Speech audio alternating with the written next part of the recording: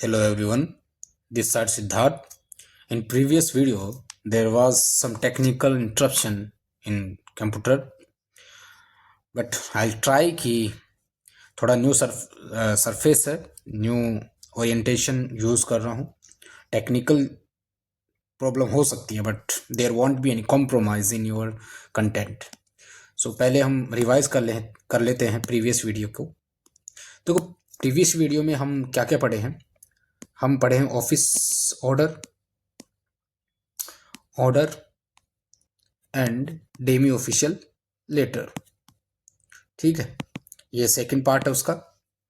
अगर इसका मैं समराइज कर दूं इन वन वे में, ऑफिस ऑर्डर क्या होता है ना, जो भी रूटीन बेसिस पे और रेपिटेटिव नेचर का वर्क होता है ना इन ऑफिस, उससे रिलेटेड होता है.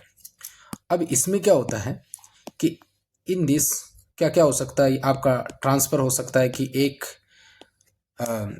पर्टिकुलर एम्प्लॉय को उठा के दूसरे ऑफिस के दूसरे सेक्शंस में काम करवा रहे हैं, या पोस्ट का हो गया या लीव का हो गया, जो रिपीटेटिव नेचर का वर्क है. ठीक है, किसी को लीव चाहिए. ठीक, तो this is office order. Order में हमेशा मैं बोला था फाइनेंशियल सैंक्शन की बात होती है. ठीक है, या जो डिसिप्लिनरी एक्शंस होते हैं उसके बारे में बात होती है. मैं सिर्फ आपको समराइज करवा रहा हूँ. और डेमी ऑफिशियल में आपने देखा होगा कि टू ऑफिसर्स का आपस में जो पर्सनल लेवल पे जो भी टॉक होती है, बट ये पर्सनल लेवल का मतलब ये नहीं कि that is related to home chats कि कैसे हो भाई, क्या हाल चाल, ये नहीं होता है. इसमें होती तो बात ऑफिशियली है बट पर्सनल लेवल की ऑफिशियल होती है. किसी से सजेशन ले रहे हो अर्जेंट में, ये सब. तो इन चीज़ों के बारे में हमने ऑलरेडी बात कर चुके हैं. ठीक है, अब यहाँ पे मैं कुछ क्वेश्चंस दिया हूँ. What you need to do, question पढ़ना है, देन आफ्टर आपको थोड़ा पॉज करना है, देन आफ्टर थिंक और आंसर देना है. उसके बाद में हम पढ़ने के लिए हमारे पास बहुत कुछ है. अभी हम सब कुछ everything we will cover one by one.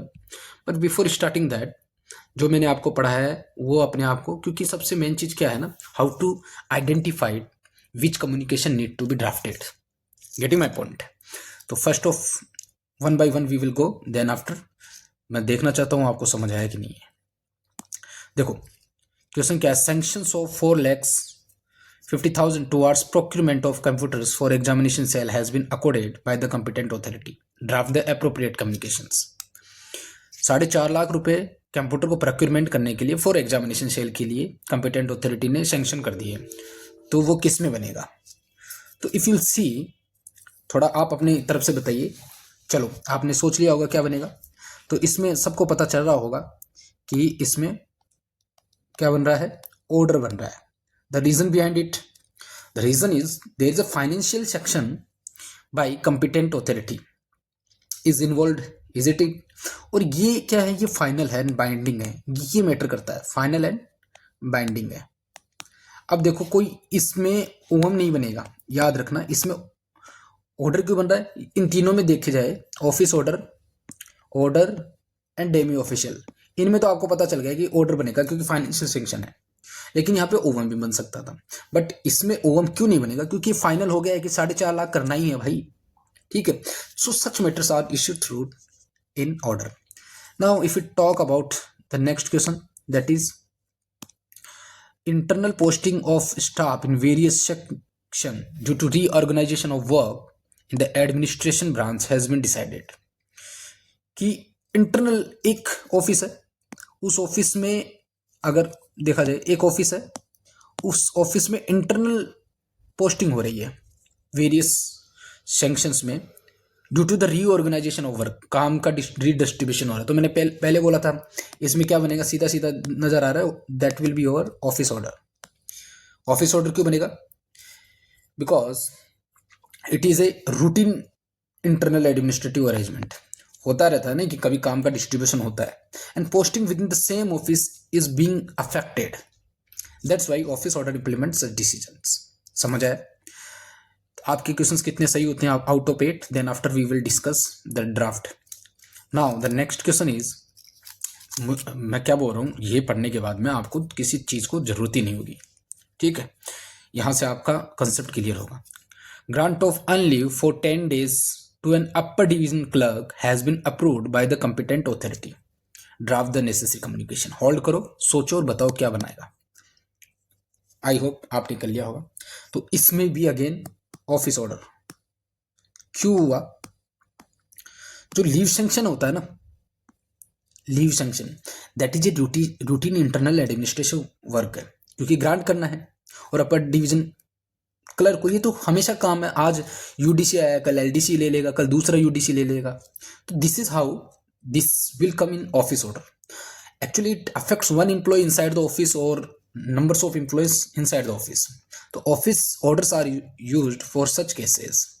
Now for the next question, the director requests the deputy director to take urgent steps for arranging an additional examination center due to increase in candidate and seeks personal interventions.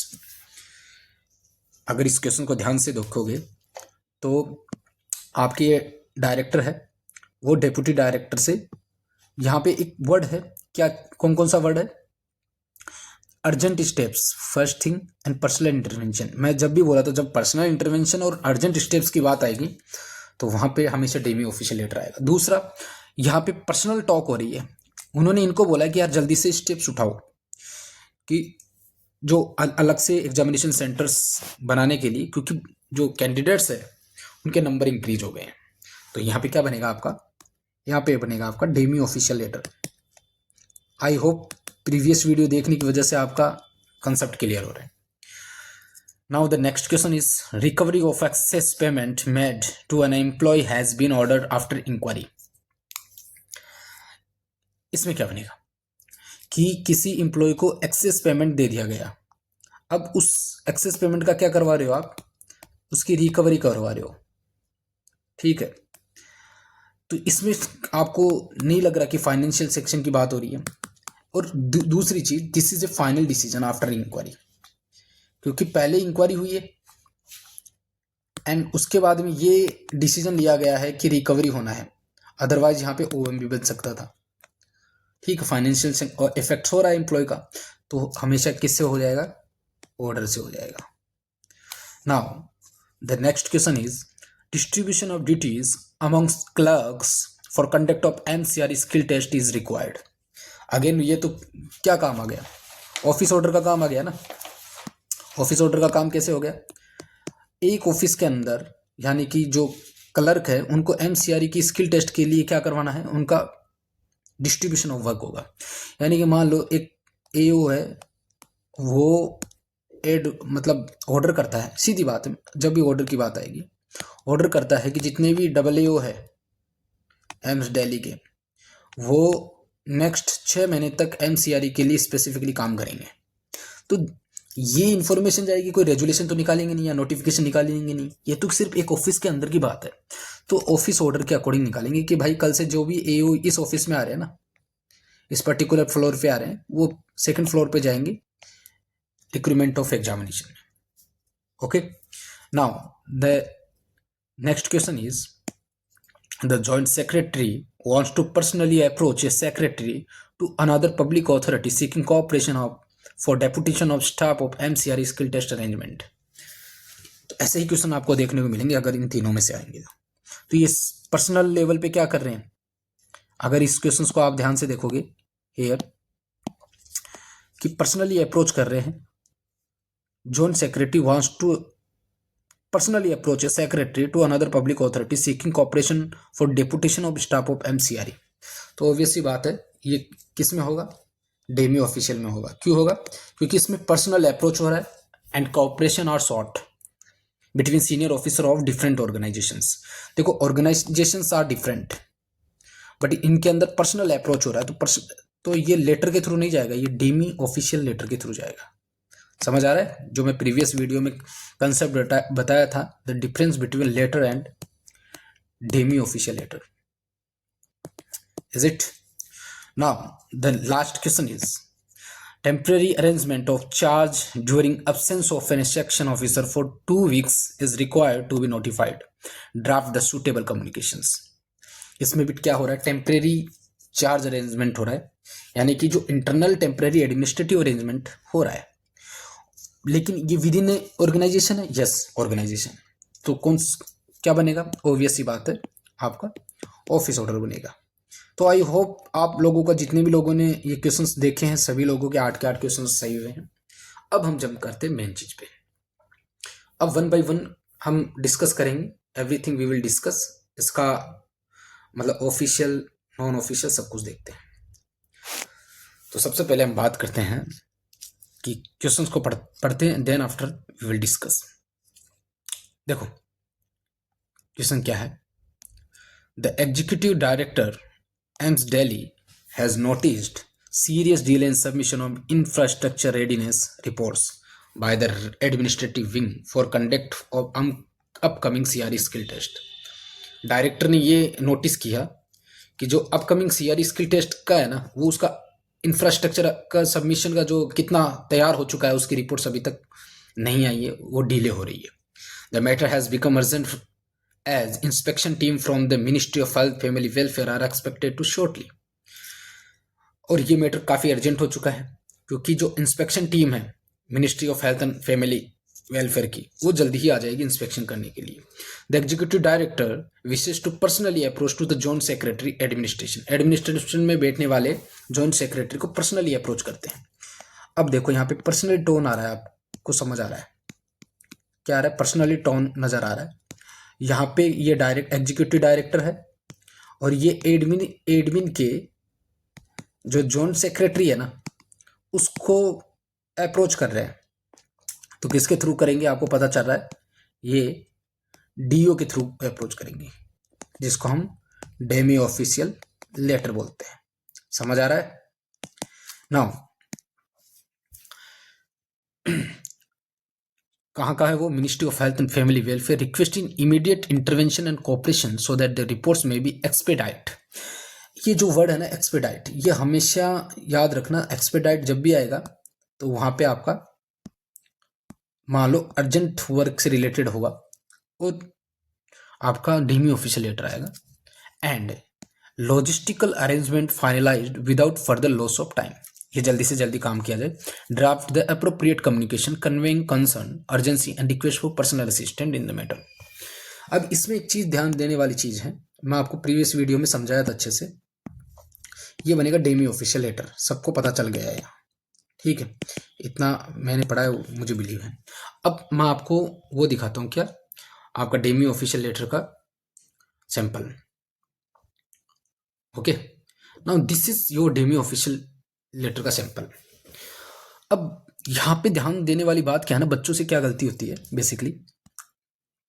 बच्चे क्या सोचते हैं, अगर देखा जाए ध्यान से देखना, कि जो CSM MOP में हमारे पास में कुछ सैंपल्स दिए गए हैं ना, उसका जो ये वाला कंटेंट है ये सभी में लागू होगा, तो बिल्कुल नहीं है।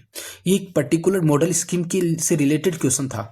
ये जो आप देख रहे हो ना, ये वाला हिस्सा, उसका सैंपल उठा के डाले थे। इसका मतलब ये नहीं कि ये हर जगह याद रखना है, तो उसको याद नहीं रखना है। CSMOP 2022 पढ़ते समय ये रट लेते कि ऐसा ही क्वेश्चन आएगा, ऐसा नहीं होगा। डेमी ऑफिशियल का ऐसा कुछ दिखाई देता है, और यहाँ पे आपका जो क्या बोलते हैं, हमारा नेशनल एम्बलम होता है फॉर लॉइन वाला, तो ठीक है, सत्यमेव जयते वाला। और कुछ लोग यहाँ पे लिखते हैं in capital letters national emblem, ध्यान देना, ठीक। क्या वो लिखना है या नहीं लिखना है? तो ये बिल्कुल नहीं लिखना है। क्यों नहीं लिखना है?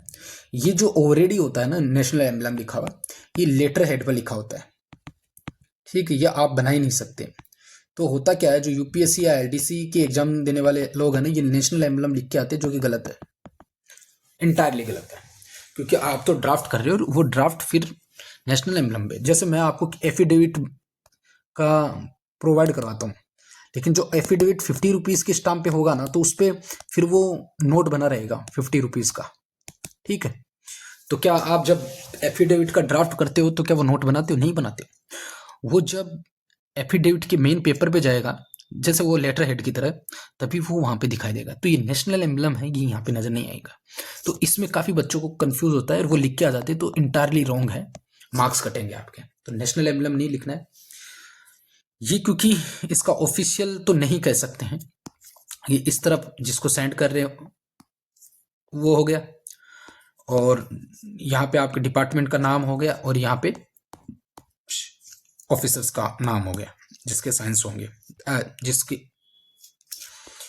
यहाँ मतलब ये आप हो जो भेज रहे हो यहाँ से, यहाँ पे आपके साइन होंगे, और ये जो होगा जिसको आप भेज रहे हो, तो जो सेंडर्स होगा, sender's address will be there, यानी ऊपर सेंडर्स होगा हमेशा, और जो रिसीवर है जिनको भेज रहे हैं ही विल बी देयर।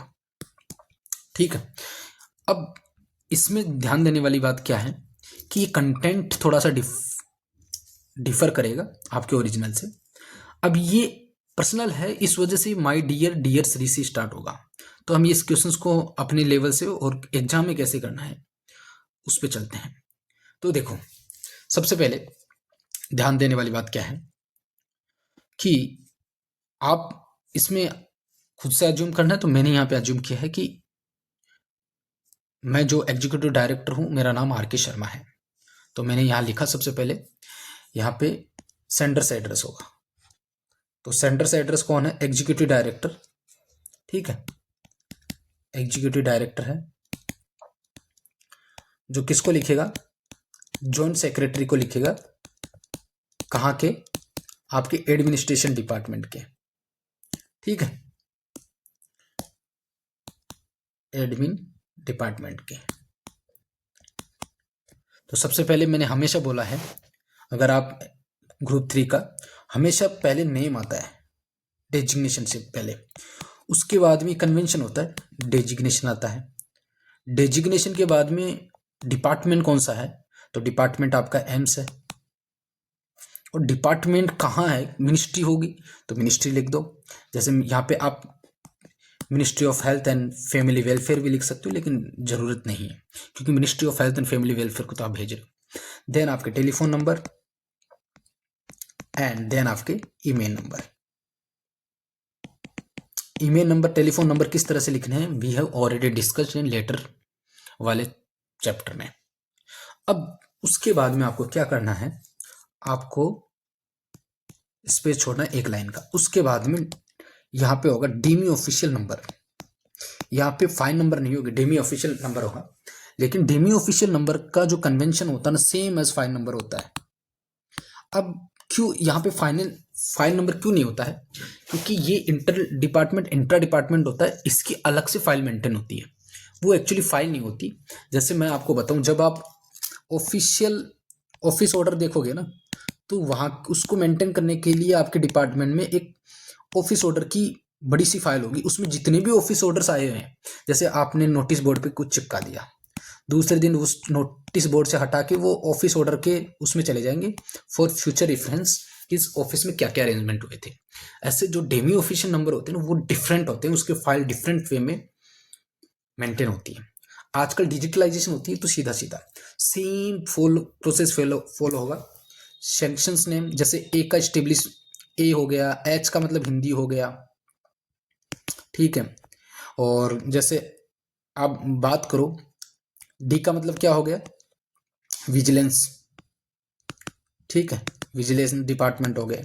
इनके बारे में मैं ऑलरेडी आपको प्रीवियस वीडियो में बता चुका हूँ, A B C D E तक पूरा होता है। ठीक है, तो ए हो गया, हमेशा आप ए से स्टार्ट करो जो भी आपको लगता है। ठीक है, ए का इस्टेब्लिशमेंट हो गया, तो इस्टेब्लिशमेंट, और जबकि एडमिन की बात आए ना, एडमिन और इस्टेब्लिशमेंट में तो ए आएगा हमेशा। नंबर लिख दिया, कौन सा मंथ चल रहा है, कौन सा ईयर चल रहा है, then dash admin and then slash लगा के एम्स। ये एम्स का कन्वेंशन है, आपको भी ये फॉलो करना है। और जो अदर एग्जामिनेशन वाले हैं वो भी ये अपने अपने डिपार्टमेंट में, जैसे वाटर मिनिस्ट्री है या फिर कल्चरल मिनिस्ट्री है तो सीएम लिख दो, कुछ भी लिख। Then government of India, Bharat सरकार, ministry of health and family welfare, अगर आप यहाँ पे लिख देते हो आपका क्या? स्वास्थ्य एवं परिवार कल्याण मंत्रालय। ओके, तो ये है, हिंदी में भी लिख सकते हो, the department of health and family welfare. अब यहाँ पे मैंने कुछ मिस्टेक की है, वो मिस्टेक आपको पकड़ना है। क्या क्या है?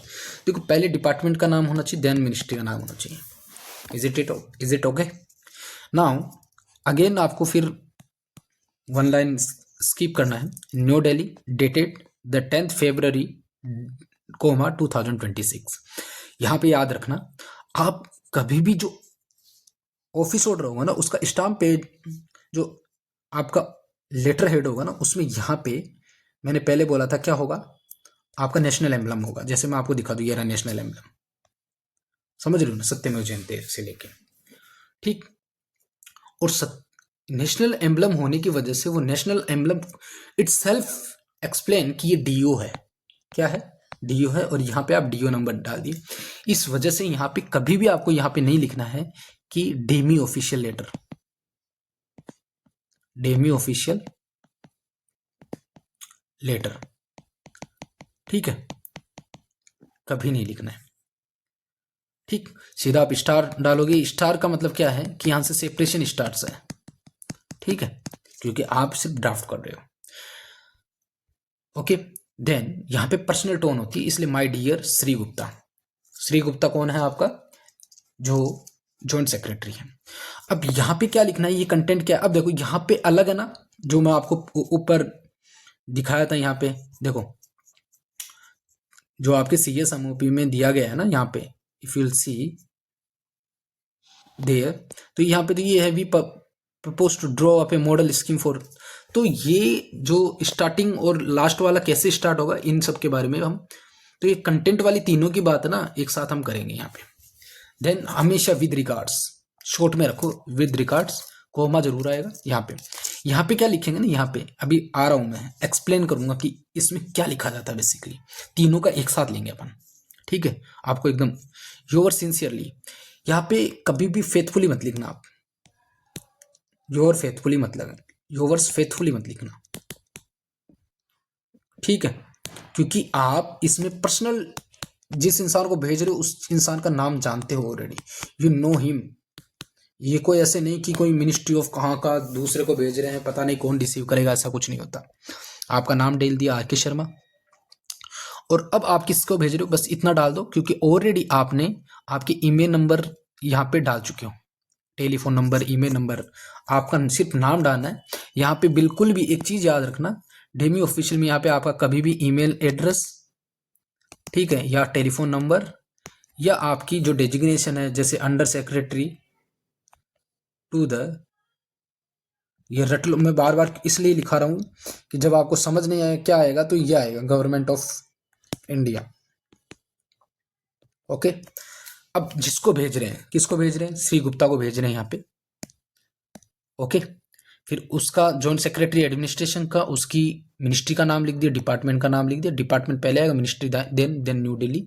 और अगर आप रट लेते हो ना, जैसे 111029 कि ये आपका न्यू दिल्ली में एम्स है, वहाँ का है, तो उन जो आपके चेक करेंगे उनको पता चलेगा कि काफ़ी विजिलेंट पर्सन है। तो ये हो गया आपका डेमी ऑफिशियल लेटर। अब इसका अगर आप ऑफिशियल फॉर्मेट देखना चाहते हो तो ये है देखो यहाँ पे सिर्फ आपका नाम लिखा है, यहाँ पे सिंसियरली लिखा है, फेथफुली नहीं लिखा है, तो सिंसियरली आएगा। यहाँ पे जिस डिपार्टमेंट को भेजा गया है वहाँ विद वार्म रिगार्ड्स, और डियर कलीग्स, या कुछ भी लिख सकते हो, dear colleagues, dear friend, is it okay. और उसके बाद में फाइनली हम यहाँ बात करेंगे, don't worry about that, we will discuss demi official letter, how to think, 6 starting lines, 6 ending lines, how to structure content, everything. अब चलो मैं 1 by 1 स्टार्ट ही कर देता हूँ। अब हम आते हैं कि डेमी ऑफिशियल लेटर में जो कंटेंट के बारे में बात करते हैं, जो इसके बारे में मैंने लिखा नहीं था। सबसे पहले कैसे सोचते हैं, ऑफिसर से ऑफिसर लिखा जाता है, या ऑलरेडी आपको पता है। पर्सनल टोन में लिखेंगे, जैसे वहां पे वर्ड होगा अर्जेंट हो गया, इंपॉर्टेंट मैटर में हमेशा फर्स्ट पर्सन में लिखो IV, और हमेशा इंटरवेंशन, कोऑपरेशन और सीकिंग हेल्प, ये वर्ड नजर आएंगे, डेमी ऑफिशियल लेटर आ जाएगा। कैसे स्टार्ट करें, तो सबसे जो बेस्ट है ये वर्ड है, I would like to draw your kind personal attention to the matter related to. किससे रिलेटेड है, रिलेटेड टू कि जो MCRE का इंफ्रास्ट्रक्चर अभी तक डेवलप नहीं हुआ है, और ministry of health and family welfare intervention करने के लिए या फिर इंस्पेक्शन करने के लिए आ रही है। ये सारी इंफॉर्मेशन आपको उठा के रखना है। या फिर कोई एड्रेस है जो अर्जेंट मैटर का है, तो यहाँ पे इसको आप कर सकते हो कि I am writing to your personally regarding the issues of, I wish to bring your notice the urgent situation concerning, I would appreciate your kind intervention in the matter of, समझ रहे हो, I am constant to approach you personally in connection with. This is to seek your cooperation in resolving the issue of. तो इनमें से जो आपको suitable लगेगा you can make it. ठीक है. ये सिर्फ स्टार्टिंग लाइन है. एंडिंग लाइंस अगर मैं बता दूं जो कि इक्वली इंपॉर्टेंट है आपके लिए, हमेशा पोलाइट वे में करोगे और हमेशा जो एक्शन लेनी है उसको, क्योंकि ऑब्वियस सी बात है आप इंटरवेंशन से रिलेटेड करो या किसी भी चीज के लिए, आप या तो हेल्प लेने के लिए लिखोगे या इंटरवेंशन के लिए या कोऑपरेशन के लिए, इसी चीज के लिए लिखोगे ना, तो हमेशा वो रिक्वेस्ट एक्शन के फॉर्म में होनी चाहिए एंड लाइन हमेशा. जैसे I shall be grateful if you would kindly look into the matter urgently. I look forward to your kind cooperation in this regard. Your early response will be highly appreciated. I trust the matter will receive your personal attention. With thanks and regards, I shall await your valued. अब content कैसे करना है. First paragraph में हमेशा लिखो कि वही बात आ गई वाई, जो मैं हमेशा बताता रहता हूं. सबसे पहले लिखो वाई, क्यों लिख रहा हूं मैं, क्या इशू है कि इंफ्रास्ट्रक्चर अभी तक डेवलप नहीं हुआ है, उसकी रिपोर्ट नहीं आई है, अभी अर्जेंसी है, इंपॉर्टेंट है कि अभी जल्दी आने वाले हैं ministry of health and family welfare से इसका इंस्पेक्शन करने के लिए. और हमेशा की पर्सनल टोन कि please sir watch in this conditions और या इंटरवेन इन दिस मैटर. समझ रहे हो. तो जैसे डिले नोटिस हो गया, अर्जेंट इंस्पेक्शन हो गया, रिक्रूटमेंट एग्जाम हो गया, पेंडिंग रिपोर्ट्स, ये सारी डिटेल्स और प्रॉब्लम. अब सेकंड पैराग्राफ में हमेशा डिटेल्स एंड प्रॉब्लम कि अगर वो डिले हो जाता है तो उसका कंसिक्वेंस क्या है, ये इंपॉर्टेंट है. ठीक है, उस वर्क में कंसिक्वेंस क्या होगा, क्या हो चुका है और क्यों इमीडिएट एक्शन की जरूरत है, ये सेकंड पैराग्राफ में होगा. और लास्ट पैराग्राफ में इंटरवेंशन के लिए या कोऑपरेशन के लिए मेंशन फ्यूचर फॉर्मल सर्कुलेशन. अब देखो उस क्वेश्चंस को अब करते हैं. तो पहले में वाई, ठीक है, देन नेक्स्ट.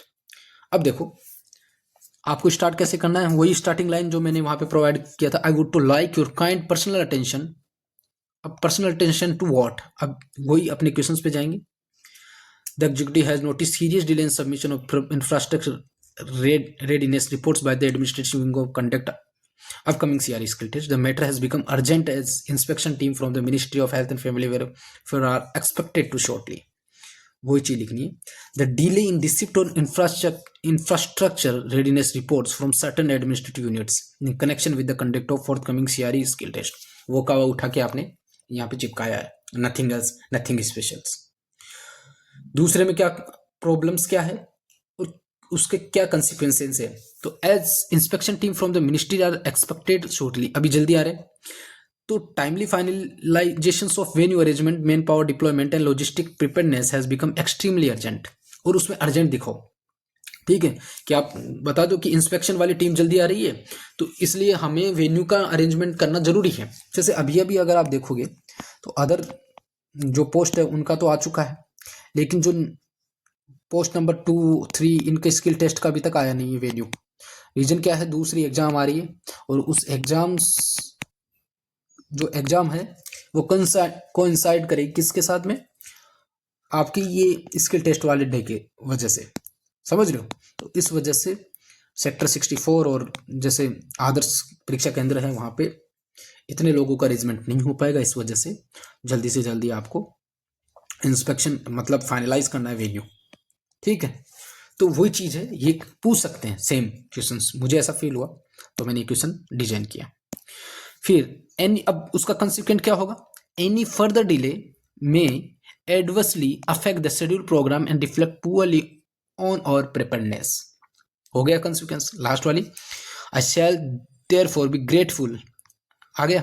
अगर आप क्या करोगे, अब आप अर्जेंसी दिखाओ उनको कि kindly intervene the matter and ensure that concerned wings furnish the pending reports immediately so that necessary action may taken as there and without loss of time.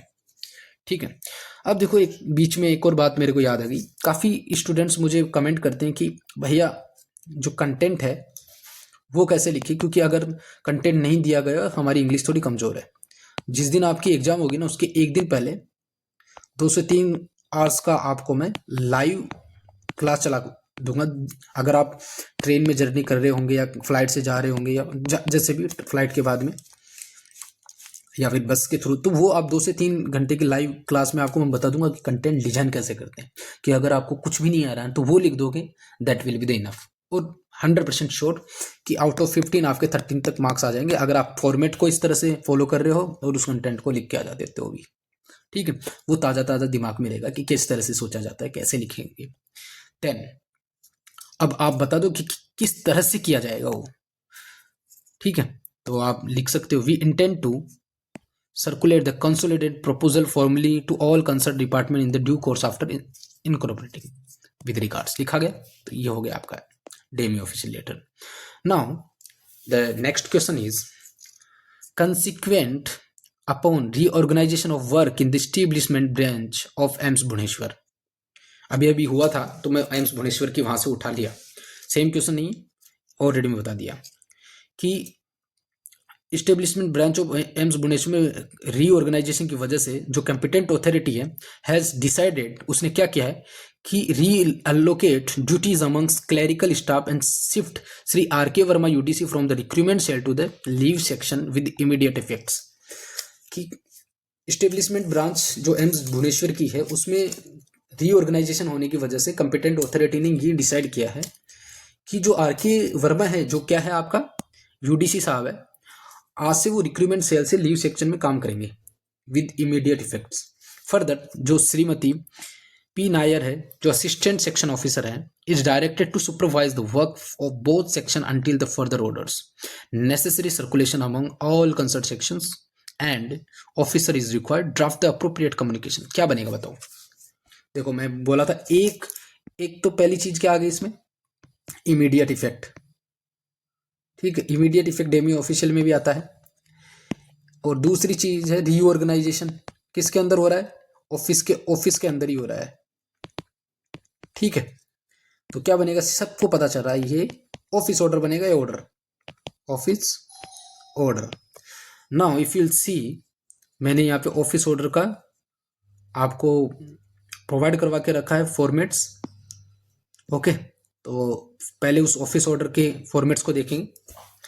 First of all numbers, government of India new Delhi, office order. अब देखो यहाँ पे भी सब लोग इसको रट लेते हैं कि Shri XYZ permanent section officer है, उसको अन लीव बनती यहाँ से यहाँ तक, इसको रट के ले जाएंगे। और आप जितने भी यूट्यूब पे जो 10-10 रुपए लेके आपको कंटेंट प्रोवाइड करेंगे ना, जितने भी लोग कंटेंट प्रोवाइड करवा के रखे हैं आपको, वो क्या करेंगे, इसमें डिफरेंट क्वेश्चन बना के इससे रिलेटेड क्वेश्चन ही डालेंगे। लेकिन एग्जाम में क्या इससे रिलेटेड आया, जो आपके जितने भी आप पैसे 49 रुपीज़ में, कोई 99 रुपीज़ में, कोई 300 में बेच रहे हैं कोर्स, वो लेटर देंगे तो सेम लेटर या सेम लैंग्वेज के लेटर दे देंगे। लेकिन वैसे लेटर तो आते ही नहीं है। लेटर बहुत, जितने भी लेटर आए हैं OM आए, बहुत आप कह सकते हो कि काफ़ी डिफिकल्ट लैंग्वेज में आए थे। तो इनको नहीं रटना भाई, ये तो सिर्फ किसी ऑफिस ऑर्डर से उठा के दिया गया है सैंपल। इसका मतलब ये नहीं कि CSMOP में ये दिया गया है, तो CSMOP में एक सैंपल दिया गया है, उसका इस कंटेंट से कोई लेना देना नहीं है। ये कंटेंट रटना नहीं है आपको। ये अगर हाँ लीव की स्पेसिफिकली आ जाए तब आप अगर इसको रट के रखे हो तो काम आ सकता है। क्या अब काम आएगा आपका, क्योंकि इसमें तो रीऑर्गेनाइजेशन की वजह से शिफ्टिंग हो रही है। ठीक है, एक यूडीसी को रिक्रूटमेंट सेल से आपको कहाँ पे डाल दिया गया है, आपके लीव सेंक्शन डिपार्टमेंट में डाल दिया। एक असिस्टेंट है नायर साहब, उसको दूसरे डिपार्टमेंट में, तो क्या ये काम आएगा, नहीं आएगा। ऑफिस ऑर्डर, ठीक है, लिखा जाएगा।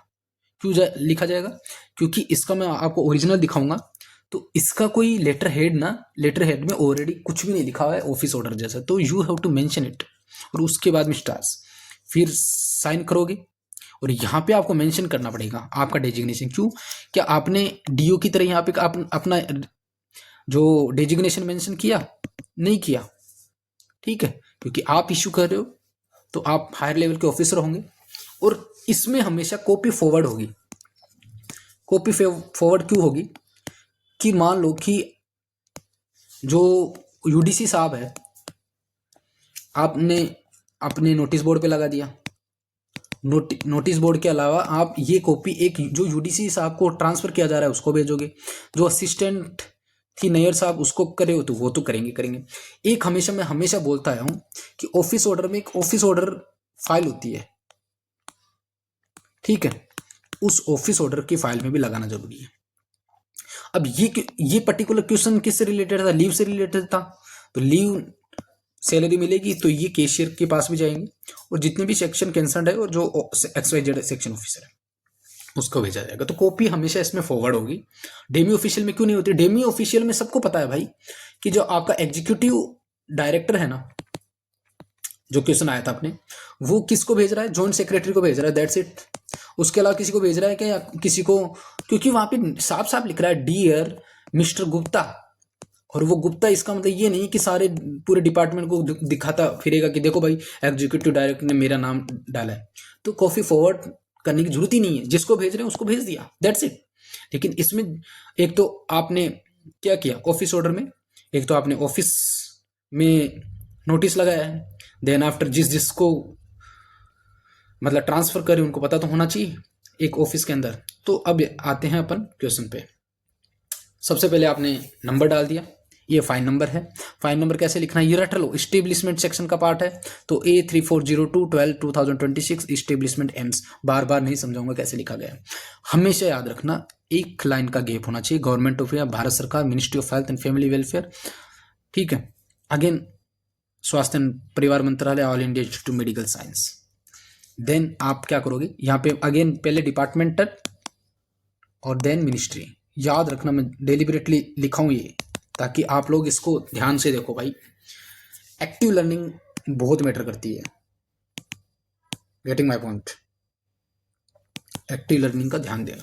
न्यू दिल्ली, डेटेड द 12 फरवरी 2026। किस तरह से लिखा जाएगा हम बहुत बार बात कर चुके हैं। एक ब्रिटिश स्टाइल में लिखा जाएगा, एक अमेरिकन स्टाइल में लिखा जाएगा। दोनों सही है अपनी अपनी जगह पे। आप किसको फॉलो करते हो, it's up to you. Is it okay? दूसरा, यहाँ पे डेटेड वर्ड क्यों आया है? जैसे भी तो सीधा स्टार्ट कर सकते थे, मैं इसके पीछे रीजन बता चुका हूँ। डेट से कब स्टार्ट होगा, डेटेड से कब स्टार्ट होगा, इन सब की इन्फॉर्मेशन जानने के लिए आपको प्रीवियस वीडियो देखना बहुत जरूरी है। Mandatory to watch the previous video. यहाँ से मार्क्स मिलते हैं, क्योंकि ये तो आप गूगल से उठा के, जब ऑफिसर बन जाओगे गूगल से उठा के ये वाला पार्ट लिख दोगे, लेकिन ये पार्ट तो गूगल नहीं बताएगा ना, व्हेन टू यूज व्हाट। फिर ऑफिस ऑर्डर के बाद में आप यहाँ पे डालोगे स्टार्ट्स और ऑफिस ऑर्डर को मेंशन करोगे। अब इसके नीचे लाइन खींचनी नहीं खींचनी, दूसरे डिपार्टमेंट के लोगों को खींचना है। और जो एम्स की एग्जाम देने वाले उनको ना तो ये बोल्ड कर सकते हैं। अब देखो एम्स की एग्जामिनेशन में क्या होता है कि आपका एक तो बैक स्पेस ही काम करेगा, टेप बटन काम करेगा, ठीक है, और एंटर काम करेगा, ठीक है। स्पेस तो काम करेगा करेगा, ये इन बटनों के अलावा कुछ भी काम नहीं करेगा, ठीक है। तो इस वजह से वो बोल्ड वगैरह नहीं होगा, इटैलिक नहीं हो सकता है, बोल्ड नहीं हो पाएगा, ना ही जो आपकी फॉन्ट साइज है वो इंक्रीज होगी, कलर होगा, ठीक है, कुछ भी नहीं होगा एज इट इज। इस वजह से मैं यहाँ पे लाइन नहीं दिखाया, otherwise you can show line. अब सीधा उतार दो, क्वेश्चन क्या है, consequent upon reorganisation of work in the establishment. अब एक चीज याद रखना, इसमें कहीं पे भी तो पर्सनल टोन नहीं होगी। जैसा क्वेश्चन में आया वैसा कि वैसे आपको नोटिस बोर्ड पे लगाना है, ठीक है। तो इस पे जाने से पहले इस कंटेंट को वी विल डिस्कस लेटर, क्योंकि इससे पहले हम इसके रूल्स को पढ़ेंगे कि कैसे कैसे लिखा जाता है। HD PK Sharma, deputy secretary या रजिस्ट्रार जिसने भी बनाया है, एम्स, टेलीफोन नंबर। तो यहाँ पे क्वेश्चन गिवन था, उसके अकॉर्डिंग आपने कंपिटेंट अथॉरिटी कौन होगी, जो अगर ये UDC है ये है तो ये असिस्टेंट सेक्शन ऑफिसर है तो या तो सेक्शन ऑफिसर होगा, या उससे भी बड़ी पोस्ट होगी जो कि डेप्यूटी सेक्रेटरी या रजिस्ट्रार लेवल के। AIIMS new Delhi, telephone number, email ID यहाँ पे आप शो कर सकते हो। Isn't it? कुछ भी नहीं है। अब इसमें कॉपी को फॉरवर्ड करोगे, ये भी देखो बोल्ड में दिखाया लेकिन वहां पे नहीं होगा। किस किस को भेजोगे आप? ऑब्वियस सी बात है, डायरेक्टर ऑफ एम्स भुवनेश्वर को पता चलना चाहिए, अकाउंट सेक्शन में पता चलना चाहिए, इस्टेब्लिशमेंट ब्रांच में हो रहा था वो पता चलना, रिक्रूटमेंट सेल में, लीव सेक्शन में। एक और चीज RK वर्मा को पता चलना चाहिए जो UDC है, श्रीमती P नैयर को पता चलना जो असिस्टेंट, और एक पर्सनल फाइल होती है सर्विस बुक, दोनों की, किसकी, इनकी, उनमें, क्योंकि उनकी पर्सनल, उनकी सर्विस बुक में होना चाहिए ना कि भाई मैंने इतने दिन इस लेवल पे काम किया था, उसके अकॉर्डिंग वो क्या है आपके फ्यूचर में प्रमोशन में काम आता है, ठीक है। लीव सेक्शन में काम होगा, लीव सेक्शन में क्यों काम भेजा जाएगा देखो। अब ये जो UDC है ये दूसरे डिपार्टमेंट में चला जाएगा तो इस डिपार्टमेंट तो वो काम कर ही नहीं रहा ना, मतलब दूसरी जगह पे काम कर रहे हैं, तो ये अपने लेवल पे या अपने डिजिग्नेशन पे क्या है, लीव पे एक तरह से, ठीक है। लेन तो है ही इसका, और इसकी जगह पे दूसरा काम नहीं करेगा, अरेंजमेंट ही हुआ है टेम्परेरी अरेंजमेंट, तो कोई दूसरा नहीं आ जाएगा इसकी जगह पे, तो टेम्परेरी अरेंजमेंट भी है, काम करेगा। रिक्रूटमेंट सीएल में क्यों करेंगे, क्योंकि दूसरी जगह पे गए हैं तो उनको पता चलना चाहिए, ठीक है। और इस्टेब्लिशमेंट ब्रांच में तो काम चल ही रहा है, अकाउंट सेक्शन को पता होना चाहिए कि भाई अगर इनको कुछ एक्स्ट्रा अलाउंस, देखो स्पेशल अलाउंस तो नहीं मिलेगा, क्योंकि आपने अगर स्पेशल अलाउंस का रूल पड़ा है कि आपको अगर आपको एक्स्ट्रा काम दे दिया गया है ना, तो उसका पे कभी भी इंक्रीज नहीं होता, अगर बर्डन आपको दे दिया गया है तो नहीं, you have to do work, office का काम है भाई उतने पैसे में, तो अकाउंट सेक्शन को भी पता चलना चाहिए, ठीक है। ऐसे दिखता है, अगर आप देखो ये रियल है, all India institute Ansari Nagar this one, ये आपका फाइल नंबर हो गया। फाइल नंबर यहाँ पे क्यों लिखा, क्योंकि यहाँ पे ये यहाँ पे लिखते हैं, आपको यहाँ ऊपर ही लिखना है, ठीक है, ड्राफ्टिंग का, क्योंकि ये जो पार्ट होगा ये सारा ये अलग से सेक्शन बना होता है, यहाँ पे उसका एम्स का लोगो लगा रहता है, इस वजह से यहाँ पे लिखा जाता है, ऊपर नहीं लिखा जाता है, फाइल नंबर वो अलग से दिखाई देते हैं, लेकिन आपको हमेशा ऊपर लिखना है। इज इट ओके, ठीक है। ऑफिस ऑर्डर लिखा आपने, मेंशन करना पड़ेगा, सब्जेक्ट लिखना पड़ेगा कि नहीं लिखना पड़ेगा, सब्जेक्ट्स हमेशा इसमें लिखना पड़ेगा नहीं लिखना पड़ेगा, इसमें दो रीजन है कि अगर आपने कोई भी इंफॉर्मेशन शुरुआत से लिखा है ना, बहुत बाहर से नहीं आया है, इनसाइड द ऑफिस है, क्योंकि ऑफिस ऑर्डर हमेशा इनसाइड द ऑफिस होता है, यानी एक डिपार्टमेंट के अंदर आता है और उसमें थर्ड पार्टी का कोई काम नहीं है, आपस में सब जानते हैं, तो सब्जेक्ट अगर आप मेंशन नहीं करते हो तो भी चलेगा, और अगर आप सब्जेक्ट लिख सकते हो तो भी चलेगा। हमेशा याद रखना ऑफिस ऑर्डर में सब्जेक्ट का मैंडेटरी नहीं होती है, ठीक है। फिर भी अगर आप लिखना चाहते हो, क्योंकि काफ़ी ज़्यादा कंटेंट है और गो थ्रू करने में बहुत टाइम लगेगा, तो यू कैन राइट सब्जेक्ट, और इसमें भी मेंशन करके रखा है, जैसे मैं बताऊं, appointment of Shri Dilip Vithoba Sonipat IOFS retired officer independent external monitor all India institute of medical science, तो बाहर से बुलाया गया है। ये डायरेक्टर ने AIIMS is please to appoint Shri this one, term and condition उनका डाल दिया आपने, तो ये मैं आपको एक क्या डाल दिया, आपको सैंपल डाल दिया, ठीक है। अब इसका कंटेंट कैसे लिखा जाएगा, we will discuss one by one. देखो ये हो गया आपका ऑफिस ऑर्डर। सबसे पहले हाउ यू विल थिंक, सबसे पहले जो भी रूटीन इंटरनल मैटर होंगे वो, इसमें कोई सैल्यूटेशन होगा, डियर सर वगैरह नहीं होगा, डियर सर, सर, मैडम, बिल्कुल नहीं, न्यूट्रल टोन होगा, जैसे आए वैसे के वैसे चिपकाना है आपको, कुछ भी एक्स्ट्रा कंटेंट लिखने की जरूरत नहीं। थर्ड पर्सन में होगा, it is hereby informed director AIIMS is pleased, समझ रहे हो, यही तो लिखा ना, it is hereby inform director of AIIMS is pleased, तो ये थर्ड फॉर्म में हो गया, प्लीज्ड टू अपॉइंट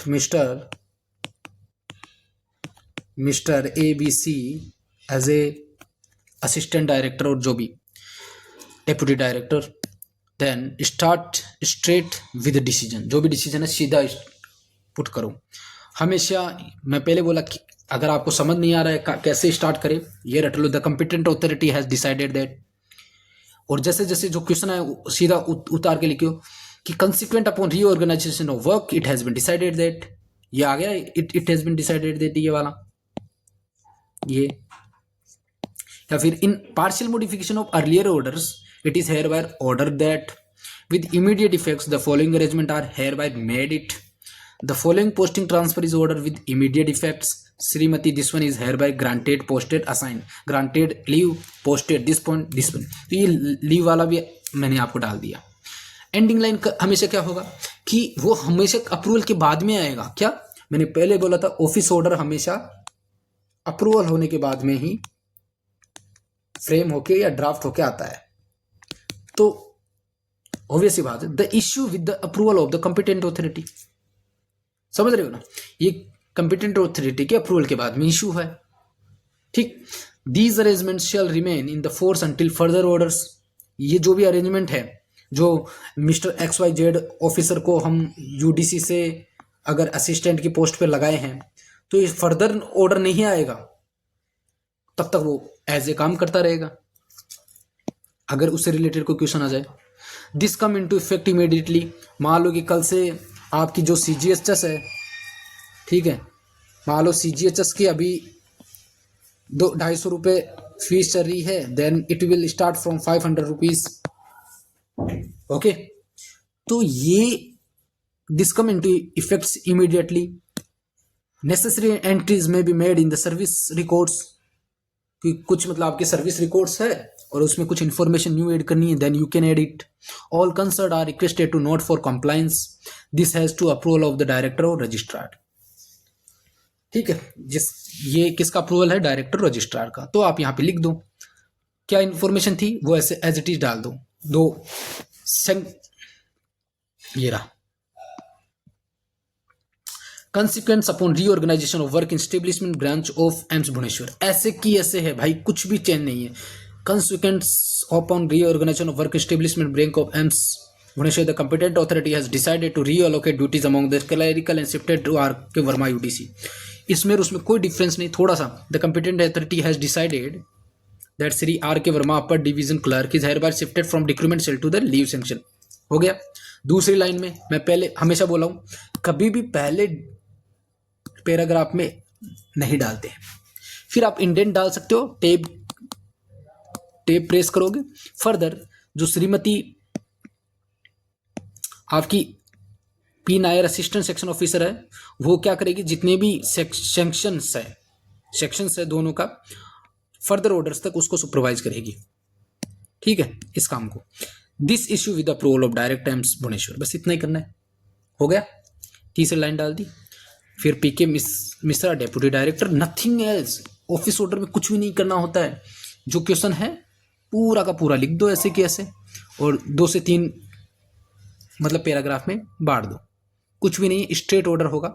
अगर आप इसका वो देखोगे ना कि इसका कंटेंट डिजाइन कैसे होगा, तो इसमें देखो मैं सीधा बता रहा हूँ, पहले पैराग्राफ में क्या करोगे, जो भी ट्रांसफर लीव ड्यूटी एलोकेशन वो डाल दोगे, मतलब main decision, name designation section effective date डाल दी।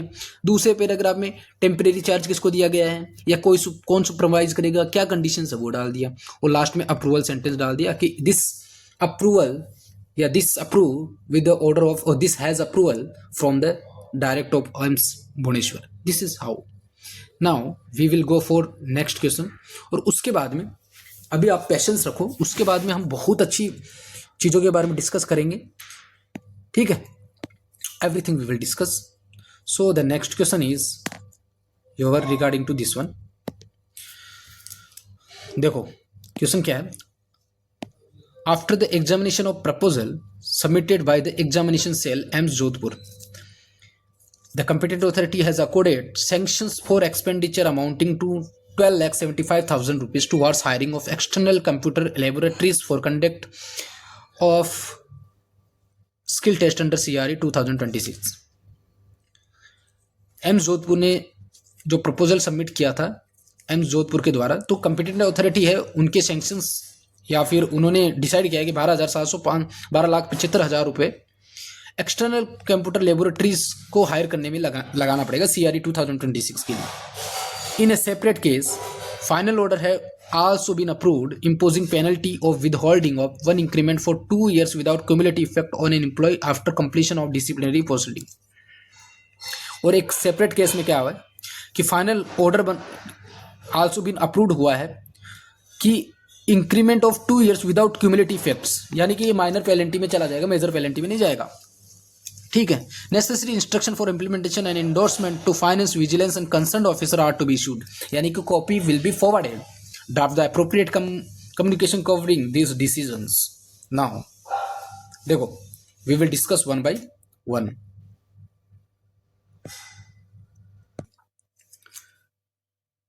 तो आपने देखा इस पर्टिकुलर क्वेश्चंस में क्या है। ठीक है, इसमें क्या बनेगा, सीधा सीधा फाइनेंशियल इम्प्लीकेशन है, एज वेल एज यहाँ पे कुछ, यहाँ पे आप देख सकते हो यहाँ पे क्या किया गया है कि without cumulative effect for 2 year का इंक्रीमेंट में पेनल्टी लगाई जाएगी। तो 2 चीज़ आ गई है, एक तो डिसिप्लिनरी एक्शन आया है, ठीक है, और दूसरा फाइनेंशियल सैंक्शन की बात हुई है। तो जब भी ये आएगा तो ऑब्वियस सी बात है, मैंने पहले बोला था क्या आएगा, ऑर्डर आएगा। ऑर्डर और ऑफिस ऑर्डर का अगर आप पैटर्न देखोगे तो लगभग सिमिलर सा दिखाई देगा, देखो यहाँ पे। लेकिन एक डिफरेंस आपको नजर आएगा जो मैंने यहाँ पे मेंशन करके रखा है। ये सेम है, ऑफिस ऑर्डर सेम है, कॉपी फॉरवर्डेड, ठीक है। इसमें सिर्फ और सिर्फ अगर आप ध्यान से देखो तो एक ही चीज का डिफरेंस है, that difference is at the place of office order this will be the order, nothing else. सिर्फ एक ही वर्ड का डिफरेंस है, ठीक। और वो डिफरेंस है ऑर्डर की जगह पे ऑफिस ऑर्डर लिखना, and everything will be the same, but content and आप देख सकते हो उसका matter, material will be the different, obvious ही बात है। तो आप नंबर डाल दिए, this will be the number कि a this one finance AIIMS, क्योंकि फाइनेंस से रिलेटेड है। एक चीज याद रखना, ऑर्डर में ये रट लो, ठीक है। If you will C in order, तो ये रट के चलो कि ये फाइनेंस से रिलेटेड होगा, तो हमेशा आप फाइनेंस डिपार्टमेंट को क्या करोगी, जैसे इस्टेब्लिशमेंट डालते हो ना, वैसे हमेशा रट के चलो कि ऑर्डर आएगा तो फाइनेंस डालेंगे, क्योंकि ऑब्वियस सी बात है उसमें फाइनेंशियल सेक्शन की बात होगी, ठीक है। और अगर कुछ विजिलेंट की बात करेंगे तो विजिलेंस या विजिलेंस भी हो सकता है, तो ये दो आप डाल दिया करो, VIG या FIN, ठीक है। तो आप ऐसे लिख सकते हो।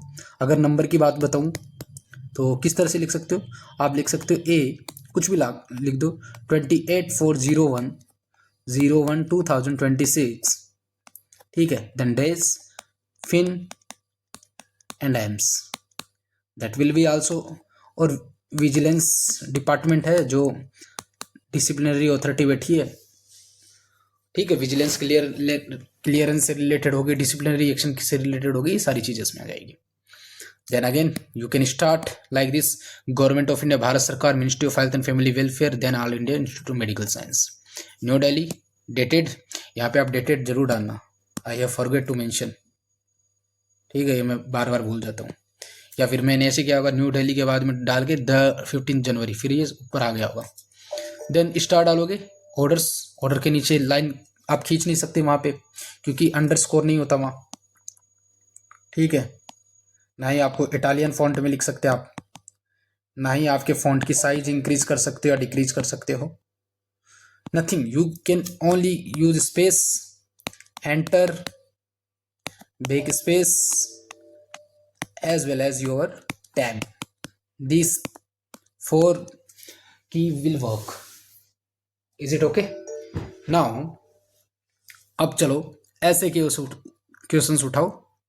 कहाँ से है कि सबसे पहले आप सीधा इंफॉर्मेशन डालो। अब चलते अपन, ये हो गया, एंड देन आफ्टर आपके साइन हो गए, अंडर सेक्रेटरी सेम होगा, कॉपी फॉरवर्ड किस किस को होगा, क्योंकि सैंक्शन से रिलेटेड तो मैंने पहले बोला था, जहाँ पे पैसे की बात आएगी you have to mention to the internal finance division account officer, vigilance sections क्यों, आपका डिसिप्लिनरी केस है, एग्जामिनेशन सेल्स क्योंकि, और पे एंड अकाउंट ऑफिस। तो यहाँ पे अगर आप देखोगे तो कॉपी फॉरवर्ड में अगर आपको कुछ समझ नहीं आ रहा है तो ये रट लो कि जब भी ऑर्डर आएगा ना तो उसमें पैसे की बात आएगी, तो पैसे में तो एक तो इंटरनल फाइनेंस डिवीजन काम करता है, तो इसको तो करना ही करना है। डायरेक्टर ऑफ एम्स जोधपुर हमेशा ऑफिस ऑर्डर एंड ऑर्डर में आएगा ही आएगा। क्यों आएगा, इसके पीछे रीजन बता दिया कि उसको इन्फॉर्मेशन होना जरूरी है भाई, क्योंकि वो मेन है आपकी पूरे डिपार्टमेंट का हेड। अगर मैं बताऊं तो वो है, उसके अंडर जो एडमिनिस्ट्रेटिव ऑफिसर है वो ऑफिस ऑर्डर या फिर ऑर्डर ये लिख रहा होगा, तो वो डायरेक्टर को भी तो पता चलना चाहिए ना कि मैं क्या डिसीजन ले रहा हूं। हालांकि एडमिनिस्ट्रेटिव ऑफिसर की पावर है कि इंडिपेंडेंट डिसीजन ले सकता है, डिसीजन तो ले लिया, लेकिन भाई इंटीमेट करना भी तो जरूरी है डायरेक्टर को, समझ रहे हो। तो internal finance division, account officers और पे एंड अकाउंट ऑफिस, ये तो हमेशा आएंगे जब भी ऑर्डर की बात आएगी। विजिलेंस सेक्शन का बात आएगा जब भी डिसिप्लिनरी एक्शन की बात होगी ऑर्डर में, ठीक है, तो विजिलेंस सेक्शन आ जाएगा। तो 4 तो आपके रट लिया आपने, director, internal finance division, vigilance section, पे एंड अकाउंट ऑफिस। टोटल 5 हो गए। एग्जामिनेशन सेल की बात कर रहे हैं इधर कि सीआरई 2026 की बात हो रही है, तो एग्जामिनेशन सेल को भी आप टेक कर दिए। तो this is how you can forward this particular copy. सिर्फ दिमाग में होना चाहिए आपके। अब कंटेंट किस तरह से लिखा जाएगा उससे पहले अपन डेप्थ में बात कर लेते हैं कि ऑर्डर क्या होता है, कब किस तरह से थिंक करोगे आप एग्जामिनेशन में। देखो, how to think, final decision हो और फाइनेंस सेक्शन और डिसिप्लिनरी केस, अन दोनों में कोई भी हो या दोनों भी हो, लीगल लैंग्वेज में लिखोगे हमेशा। ये बहुत इंपॉर्टेंट है, ये मैं बताना भूल गया। जो ऑर्डर लिखा जाता है ना, ये हमेशा लीगल लैंग्वेज में लिखा जाता है। इसका मतलब यहाँ पे किसी ना किसी रूल्स को या फिर किसी ना किसी, अगर रूल्स नहीं गिवन है, अगर आपको याद है, जैसे रूल नंबर 14 आ गया आपके डिसिप्लिनरी केस में, ठीक है। रूल नंबर 16 आप माइनर पेनल्टी में याद रख के चल लेना। तो ये कुछ रूल्स है, you have to remember them. Okay, I hope यहां तक समझ आ रहा है आपको। और अगर आप देखो तो इसके बारे में तो आपको पहले पता था कि ऑर्डर हमेशा ऑथोरिटेटिव टोन में लिखा जाएगा, ऑथोरिटेटिव टोन में लिखा जाएगा, और इम्पर्सनल होगा, पर्सनल बिल्कुल नहीं होगा। अब इसकी 6 लाइन जो आप रट सकते हो, हमेशा याद रखना। अगर जब भी फाइनेंशियल इंप्लीकेशन से रिलेटेड है तो हमेशा यहां से स्टार्ट करना। Sanction of the competent authority is hereby accorded for, ठीक है।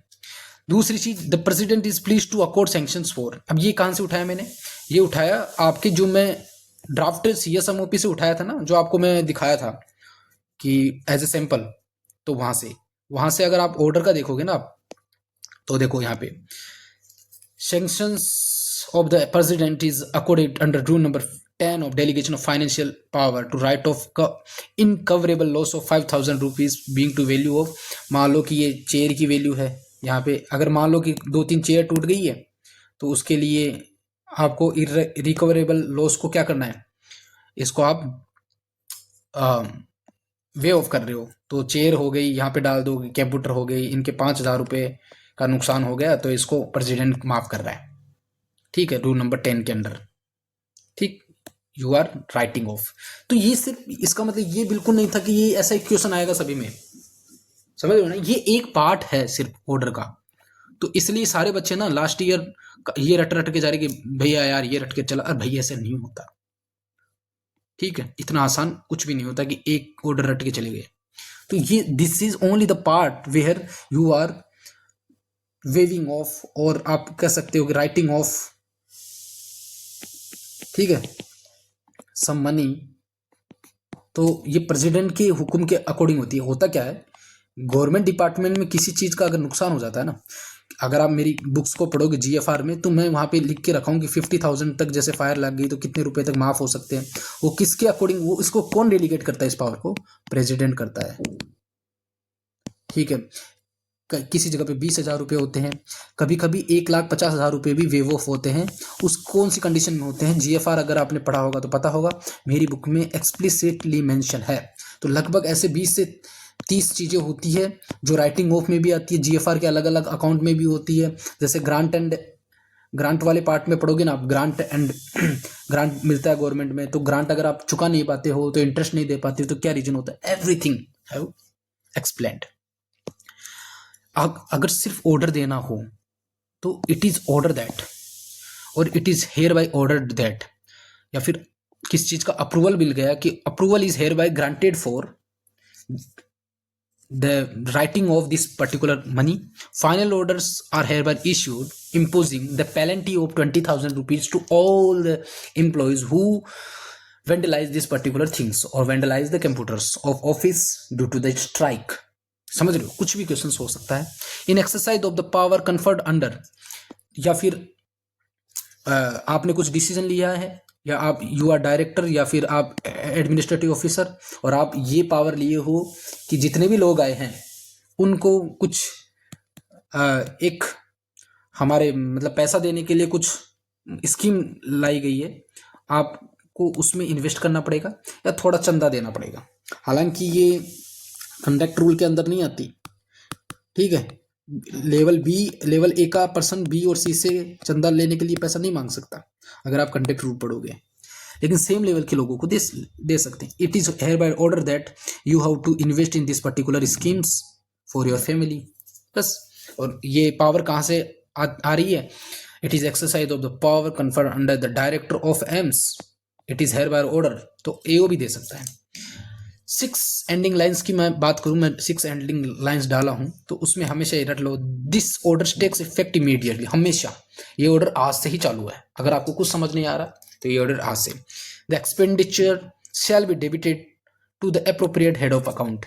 मान लो कि आपने किसी चीज में एक्सपेंडिचर को डेबिट करना था। मान लो कि कुछ पैसा था जो आपके अकाउंट सेक्शन से एडमिनिस्ट्रेटिव ऑफिसर ने निकाले, और स्पेसिफिकली मान लो कि बायोमेट्रिक लगवानी है, बायोमेट्रिक मशीन्स लगानी है आपके, ठीक है, अटेंडेंस के लिए, और गवर्नमेंट ने आपको वो पैसा दिया नहीं है, या फिर गवर्नमेंट ने सीधा आगे से ऑर्डर भेज दिया आपके सामने या नोटिफिकेशन भेज दिया, और अब आप क्या कर रहे हो, किसी एक पर्टिकुलर हेड में, वो हेड था कि मान लो ये जो पैसा आया था इंडिविजुअली, ये इलेक्ट्रिसिटी बिल के लिए आया था, तो ये प्राइमरी हेड हो गया। इस प्राइमरी हेड इलेक्ट्रिसिटी का बिल का पैसा बायोमेट्रिक हेड में डाल रहे हो, तो ये जो एक्सपेंडिचर है ना, तो ऑर्डर लिखोगे, फिर ऑर्डर फाइल में डालोगे आप, तो वहां पे आपको मेंशन करना पड़ेगा, the expenditure shall be debited to the appropriate head of accounted. ये जो हम बायोमेट्रिक के लिए जो पैसा खर्च कर रहे हैं ना, वो इलेक्ट्रिसिटी वाले हेड ऑफ अकाउंट से पैसा कट रहा है। The penalty shall be implemented फोर्थविथ। किसी को पेनल्टी देना हो तो ये लाइन कर सकते हो। This issue with the concurrence of the finance division, यानी कि आपने ये वाला किया कि आज से इतने पैसे सीजीएचएस के लिए, सीजीएचएस की स्कीम के लिए 250 से की जगह पे 500 रुपये खर्च करने हैं, तो ये आपको पावर किसने दी? ये 500 रुपये ही क्यों किया गया? क्योंकि we have already discuss with the finance division. तो आप लिख सकते हो this issue with the concurrence of the finance division, ताकि आप क्लैरिफिकेशन दे दो कि भाई मैं मेरी तरफ से पैसे नहीं बता रहा, फाइनेंस डिवीजन से कंकरेंस किया गया। कंप्लायंस रिपोर्ट में बी फर्निश्ड। कोई डिसिप्लिनरी एक्शन लिया गया है, चार्जशीट करनी है, तो ये डाल सकते हो। Necessary action may be taken accordingly. तो आप according to the questions you can use appropriate way, ठीक है। अगर इसकी मैं स्ट्रक्चर की बात करूं तो किस तरह से करेंगे कंटेंट को? पहले मतलब जो पैराग्राफ होगा ना, उसमें हमेशा सीधा सीधा बात बताओ, क्योंकि ऑथोरिटेटिव लैंग्वेज है। अगर मैं बात बताऊं तो ये ऑथोरिटेटिव है नेचर की, ठीक है। तो कितना अमाउंट है, क्या पर्पज है, और किस रूल और कौन अथॉरिटी करे। जैसे बोला गया ना, the president the sanction is according to the president of presidents delegation power under the GFR rule number 10। तो यहां आपने क्या किया, पर्पज क्या है आपका? आप राइटिंग ऑफ करना चाहते हो, इजंट इट? कितनी अमाउंट करना चाहते हो? 50,000 रुपीज करना चाहते हो। कौन से रूल और अथॉरिटी के अंडर? 10, जो रूल नंबर 10 है, और जीएफआर के अकॉर्डिंग। और अथॉरिटी कौन है आपकी? प्रेसिडेंट या फाइनेंस डिपार्टमेंट या डायरेक्टर ऑफ एम्स। तो दीज आर द ऑथोरिटेटिव। तो पहले सेंटेंस में आपको ये चीजें लिखनी है, ये चीजें मेंशन करनी है। क्या क्या मेंशन करनी है? कि पैसा कितना है, ऑथोरिटी कौन है, किसके ऑथोरिटी से भाई पैसा कट रहा है ना। पैसे का जब भी मामला आएगा ना, जैसे मान लो एओ है, एडमिनिस्ट्रेटिव ऑफिसर, वो अगर किसी इंसान पे कोई पेनल्टी लगा रहा है कि आपके ऊपर ये काम करने की वजह से 5,000 रुपये की पेनल्टी लगती है, तो 5,000 रुपये का फाइनेंस डिवीजन से बात किया है, ये कहाँ से उसको डेलीगेट हुआ है पावर? वो डीएफपीआर से वो पावर लिया है, क्योंकि ये एओ मान लो आपका हेड ऑफ ऑफिस है, उसको कौन डेलीगेट पावर करेगा? एचओडी करेगा। एचओडी को कौन करेगा? सेक्रेटरी करेगा। तो डीएफपीआर के कौन से पावर के? और प्रेसिडेंट, और फाइनल अथॉरिटी प्रेसिडेंट होगी या फाइनेंस डिपार्टमेंट होगा, इट डिपेंड्स। तो आपकी अथॉरिटी मेंशन करना जरूरी है, क्योंकि बात पैसे की, जब भी बात पैसे की आएगी ना, तो you have to mention the power और द अथॉरिटी। पर्पस क्या है? कि इस पर्पस की वजह से, सीजीएचएस रूल आने की वजह से अमाउंट कितनी है? 250 से जगह 500 लगेंगे। That is how you have to frame the first paragraph for order. Second paragraph में इंप्लीमेंटेशन कैसे होगा, कि कौन सा सेक्शन ये एग्जीक्यूट्स करेगा, कि सेक्शंस ऑफ फाइनेंस डिवीजन और अकाउंट ऑफिसर या account department finance division will work for this. Finance है, विजिलेंस है, अकाउंट्स है, you have to mention it. अगर डिसिप्लिनरी एक्शन है तो the vigilance department will undersigned और या अंडरसाइंड ऑफिसर विल या फिर गो थ्रू इट, जो भी है जो इन्फॉर्मेशन उसको आप you have to mention it. Time frame, कितने टाइम फ्रेम में, विद इन दिस मंथ। अब पैसे की बात है या डिसिप्लिनरी एक्शन लेनी है तो आप कहोगे कि डिसिप्लिनरी एक्शन लेनी है कि 18 मंथ के अंदर अंदर यू द प्रिजाइडिंग ऑफिसर्स और the vigilance officers appellate authority have to be submit the reports. So this is how the second paragraph will be the framed. Now if we talk about the last paragraph, अब इसमें जो भी effective dates है we have to mention it और and the compliance like immediate effects, debit head, compliance instruction, these will be the discussed. Okay, now this is how our order will be the drafted. तो इसमें अब क्या क्या होगा, अब देखो हमारे जो स्ट्रक्चर है उसके अकॉर्डिंग चलो। सैंक्शंस होगा, ओके। अब आते हैं वन बाय वन हमारे क्वेश्चंस पे। That sanction of the competent authority is hereby accorded for expenditure amounting to 12,75,000 rupees. इसको आप नंबर्स में भी लिख सकते हो, मतलब इंग्लिश में भी लिख सकते हो। Towards hiring of external computer laboratories for conduct of skill test under CRE 2026 by AIIMS Jodhpur. अब देखो सैंक्शंस हुआ किसके थ्रू, कॉम्पिटेंट अथॉरिटी। कौन सी कॉम्पिटेंट अथॉरिटी, आप यहां पे मेंशन भी कर सकते हो कि डायरेक्टर ऑफ एम्स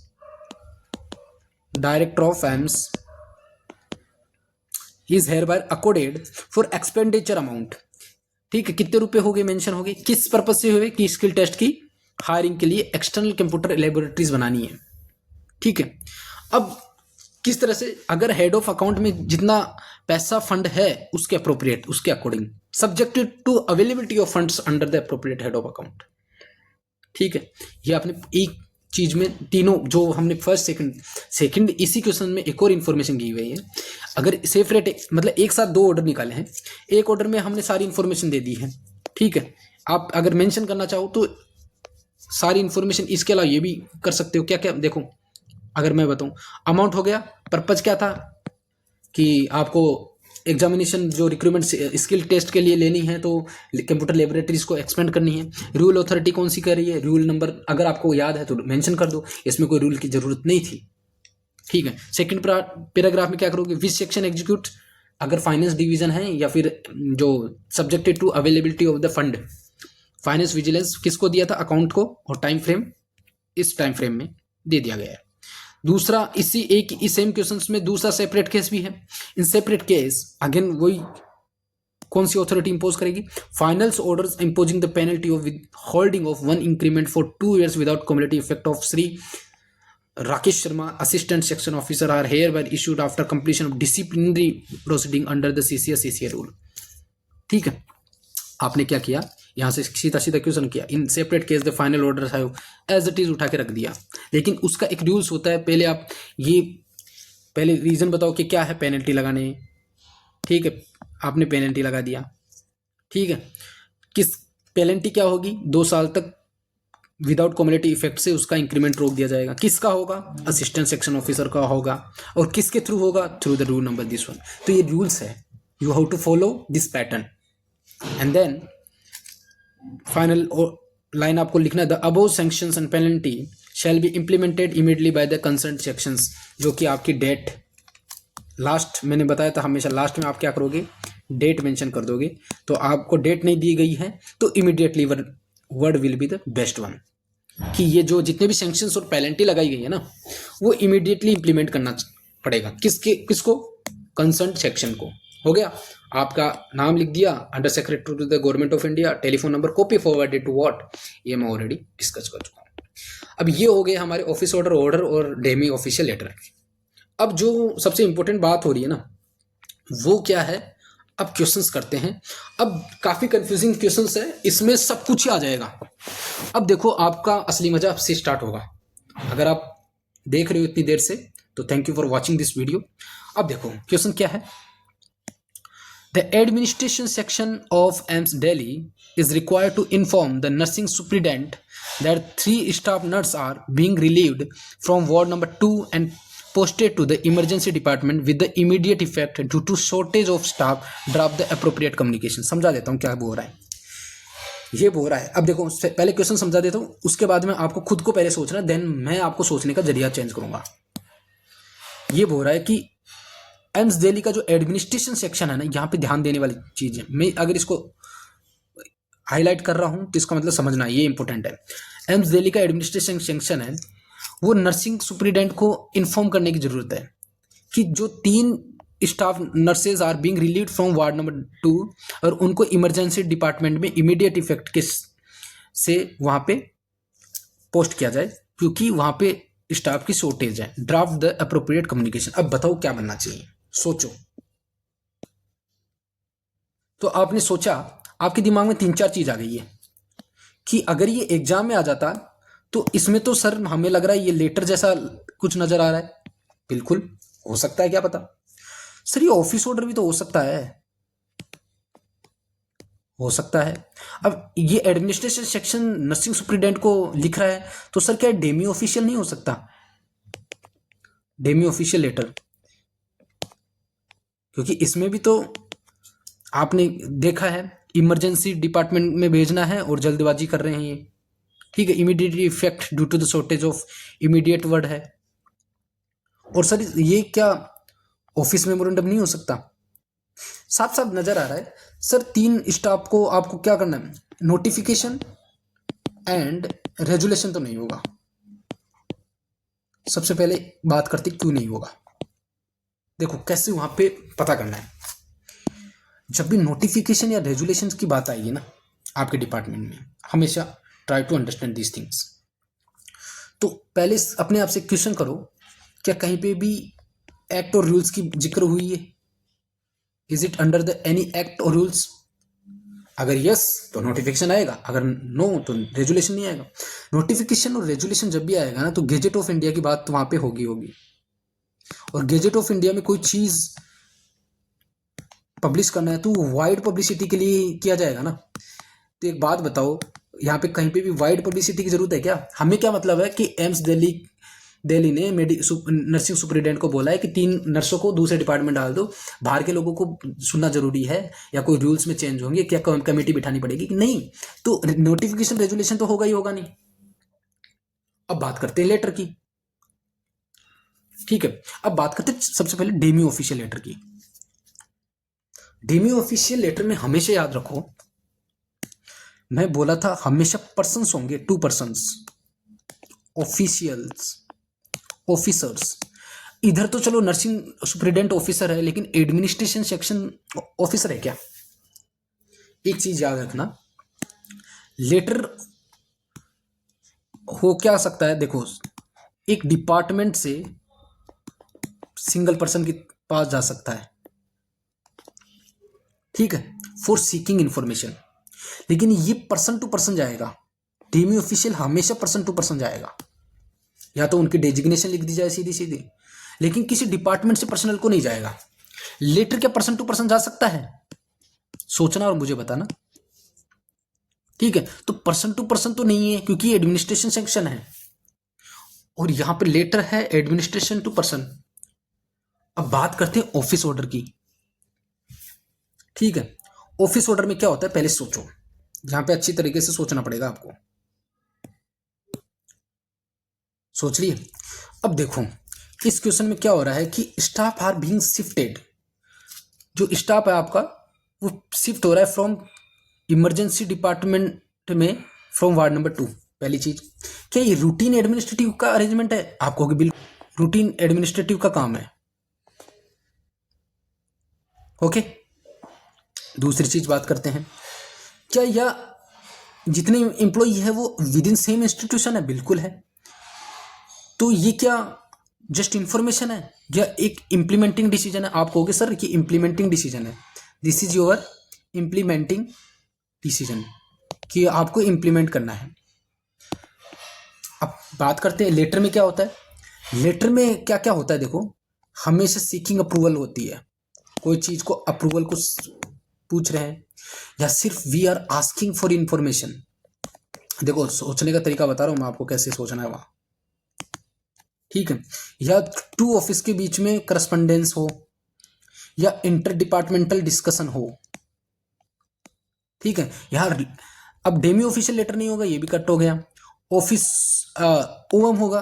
ओएम हमेशा क्या होगा, एक हायर ऑफिस अपने सबऑर्डिनेट ऑफिस को भेजेगा और उसमें अभी तक कोई चीज का डिसीजन लिया नहीं गया है, डिसीजन इज पेंडिंग, और डिसीजन लेने के लिए तो यहाँ तो ओएम नहीं होगा। लेटर और ऑफिस ऑर्डर की टेंशन थी कि एडमिनिस्ट्रेशन सेक्शन ने नर्सिंग सुपरिटेंडेंट को लिखा है तो लेटर लिखा है, ऑफिस ऑर्डर लिखे, लेटर तो नहीं लिखा जाएगा क्योंकि इसमें ना तो अप्रूवल की बात कर रहे हैं ना ही इंफॉर्मेशन की बात कर रहे हैं। हम सीधा सीधा क्या कर रहे हैं, we are implementing the decisions, that's why there will be the office order, और रूटीन का काम है। आई होप यहाँ पे समझ आ चुका है और इस तरह से आपकी ये क्वेश्चन सही हो जाता है। अगर ये क्वेश्चन आ जाता है आपके एग्जाम में तो ऑफिस ऑर्डर बनेगा, मैक्सिमम लोग ओएम या लेटर में लटके रहेंगे या नोटिफिकेशन रेजुलेशन करेंगे कि यहाँ पे तो किससे रिलेटेड है, यहाँ पे तो आपके वैकेंसी या फिर पोस्ट से रिलेटेड है। आई होप यहाँ तक आपको समझ आया है, आई होप आपका डाउट क्लियर हो गया है। Now we will move to the next question. Next question क्या है, AIIMS Patna needs to request the directorate general of health service to nominate 2 senior officer to act as external experts for viva voce in upcoming CRE recruitment. The matter is institutional and require formal communication seeking cooperation and approval from the other office. Draft the appropriate communication. इसका बताओ। देखो सीधा सीधा सा है, मैं आपको solve कर देता हूँ।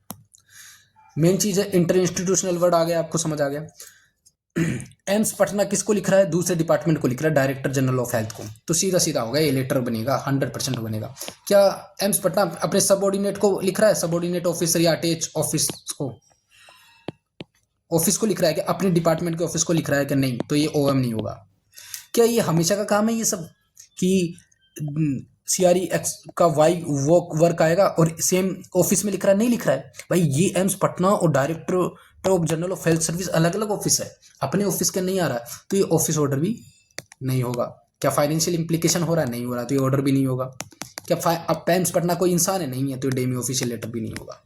क्या ये चीज़ों को, ये छोटी मोटी चीज़ों को नोटिफिकेशन में देना जरूरी है क्योंकि कोई अपॉइंटमेंट हुआ है, नहीं हुआ है, कोई एक्ट रूल्स रेगुलेशन में चेंज हुआ है, नहीं हुआ है, कोई कमेटी बैठी है, नहीं है, तो रेजुलेशन और आपका नोटिफिकेशन भी नहीं होगा, तो हो गया सीधा सीधा क्या होगा, लेटर। तो आपको वहां पे इस चीज को हटाना या रिमूव करना जरूरी है भाई, ठीक है। तो आपको आई थिंक यहां तक आपको अच्छे से समझ आया। Is it okay? अभी इस क्वेश्चन में चलते हैं। देखो, the executive director AIIMS Delhi is concern about delay in nomination of observers by the ministry of health and family welfare for upcoming CRE skill test. As the examination schedule is tight, the executive director wishes to personally approach the joint secretary, Ministry of Health and Family Welfare, requesting his personal intervention to expedite the matter so that arrangement may be finalized time. ये तो question हम कर ही चुके हैं ना, okay. तो ये किससे रिलेटेड है बताओ आप, क्या बनेगा इसमें? सबसे पहले हम किस पे चलते हैं, जंप करते हैं 1 by 1। सबसे पहले हमेशा ओएम पे जाओ। यहाँ पे कोई भी मेन ऑफिस है, हायर अथॉरिटी है, क्या अपने सबऑर्डिनेट ऑफिस को भेज रही है क्या, या फिर अटैच ऑफिसर को, अटैच्ड ऑफिस को भेज रही है क्या, नहीं भेज रही है, तो हम तो नहीं बनेगा। नोटिफिकेशन की बात करते हैं। नोटिफिकेशन में आप क्या देखोगे, रूल्स रेगुलेशंस और अपॉइंटमेंट, जिसको गेजेट में देना जरूरी है, पूरी इंडिया को बताना जरूरी है क्या हो रहा है क्या नहीं। एग्जीक्यूटिव डायरेक्टर सिर्फ जॉइंट सेक्रेटरी को अप्रोच कर रहा है, नहीं। तीसरी चीज, लेटर की बात करते हैं, ठीक है। लेटर लिखा जाएगा कि नहीं लिखा जाएगा, क्यों? एक एग्जीक्यूटिव डायरेक्टर एक पर्सन है, दूसरे जॉइंट सेक्रेटरी को भेज रहा है, एक पर्सन को भेज रहा है, ठीक है। लेटर और डेमी ऑफिशियल लेटर की बात आ गई यहाँ पे, लेकिन यहाँ पे पर्सनली अप्रोच है और रिक्वेस्टिंग पर्सनल इंटरवेंशन हो रहा है, तो सीधा हो गया यहाँ पे क्या होगा, डेमी ऑफिशियल लेटर। तो ओवरऑल अगर मैं आपको समरी वे में पूरी चीज़ों को बताऊं तो आपको कैसे चलना है। जब भी क्वेश्चन आए सबसे पहले आपको ओएम देखना है। ओएम में हमेशा एक बड़ा ऑफिस होगा या डिपार्टमेंट होगा, वो कुछ चीज इंफॉर्मेशन देगा, कब डिसीजन के लिए पूछेगा। डिसीजन का फाइनल अप्रूवल हो गया है, नहीं हुआ है, फाइनल अप्रूवल नहीं हुआ है, ठीक है। फिर हमेशा चलेंगे नोटिफिकेशन में और रेजुलेशन। नोटिफिकेशन एंड रेजुलेशन दोनों भाई बहन है, I have already told you, ठीक है। यहां पे हमेशा जब भी आपको लगे कि कोई भी चीज को ये इंफॉर्मेशन आ रही है जिसको गेजेट में पब्लिक करना क्या है, जरूरी है, हो गया। अब आ गया आपका ऑर्डर, ऑफिस ऑर्डर, ठीक है। ऑर्डर में हमेशा दो चीज देखनी है, फाइनेंशियल सेक्शन सैंक्शन है और या फिर डिसिप्लिनरी सैंक्शन है, ये है नहीं है तो ये। ऑफिस ऑर्डर में हमेशा देखना है कि एक ही ऑफिसर है जिसमें एक बड़ा ऑफिसर है, वो अपने छोटे ऑफिसर में डेली रूटीन के काम करवा रहा है, डेली रूटीन या रेपिटेटिव नेचर के, ठीक है। मतलब ये टेम्परेरी अरेंजमेंट है, एक तरह से एडमिनिस्ट्रेटिव अरेंजमेंट है, हो गया। अब बचा आपका हमेशा letter and demi official letter. Letter में एक डिपार्टमेंट एक पर्सनल इंसान को भेज रहा है, डेमी ऑफिशियल में पर्सनल इंसान दूसरे पर्सनल इंसान को भेज रहा है, चाहे वो सेम डिपार्टमेंट में हो चाहे दूसरे डिपार्टमेंट में हो, चाहे वो कॉन्स्टिट्यूशन बॉडी में यूपीएससी का चेयरमैन क्यों ना हो। जैसे होता क्या है ना, अगर यूपीएससी चेयरमैन लिखा हुआ है और उसको डेमी ऑफिशियल लेटर भेजना हो, और यूपीएससी चेयरमैन में एक एसएससी का है, दोनों सेम रैंक के पर्सन है, और या फिर ये सेक्रेटरी है और ये कोई एमएलए है, एमएलए भेज रहा है, तो ये डेमी ऑफिशियल के फॉर्म में लिख सकता है। कोई हार्ड एंड फास्ट रूल नहीं है कि लेटर में ही होगा, बट लेटर में हमेशा या तो हेड पर्सनल लोगों को भेज रहा है या एक डिपार्टमेंट दूसरे डिपार्टमेंट को भेज रहा है। यहाँ पे एक ही आदमी हो सकता है, दोनों तरफ दो आदमी नहीं हो सकते। अगर दो आदमी आ रहे हैं ना, तो फिर यहाँ पे सिर्फ इंफॉर्मेशन सीख करने के लिए, ठीक है, इसमें इंटरवेंशन का खेल नहीं होगा, इसमें कभी भी इंटरवेंशन का खेल नहीं होगा, इसमें हमेशा इंटरवेंशन का खेल होगा। आई होप आपको समझ आया है, वीडियो अच्छे समझ आया है। तो आपको क्या करना है, मैं कुछ क्वेश्चंस प्रोवाइड करूंगा, उनको आइडेंटिफाई करना है, ग्रुप में डाल दूंगा। दूसरी चीज आपको क्या करनी है, बुक्स बिल्कुल नहीं पढ़नी है, बुक्स पढ़ोगे कंफ्यूज हो जाओगे, बिल्कुल नहीं पढ़नी है, मेरा एक ये वीडियो सफिशियंट है। तीसरी चीज क्या है, सब लोग सब्सक्राइब करो यार, इतने लोग देखते हो लेकिन सब्सक्राइब कोई नहीं करता। कमेंट सब किया करो ताकि इंगेजमेंट बना रहता है, ठीक है। और ऑब्वियस ही बात है, माउथ एडवर्टाइजमेंट जरूर करो, आप बताओ दूसरों को कि मैं कैसा कंटेंट प्रोवाइड करवा रहा हूँ। आई नो कि आपको लगेगा कि कंपटीशन बढ़ेगा, लेकिन एक चीज़ याद रखना, कंपटीशन कभी नहीं बढ़ता, इंटेंशंस बढ़ते हैं। अगर आपका इंटेंशन एकदम क्लियर है ना, दूसरों को 100% आपको सिलेक्शन हो रहा है, 100%। ये मैंने मेरी पर्सनल लाइफ में देखा है कि जब भी मैं किसी की हेल्प किया हूँ, डेफिनेटली मुझे कुछ अच्छा मिला है। तो that is what all about हमारे वीडियो के बारे में था। और सब्सक्राइब करना, और सॉरी फॉर बीच में इंटरवेंशन हुआ है, मतलब एरर आए हैं, तो उसके लिए sorry. Thank you for watching this video, bye, see you letter.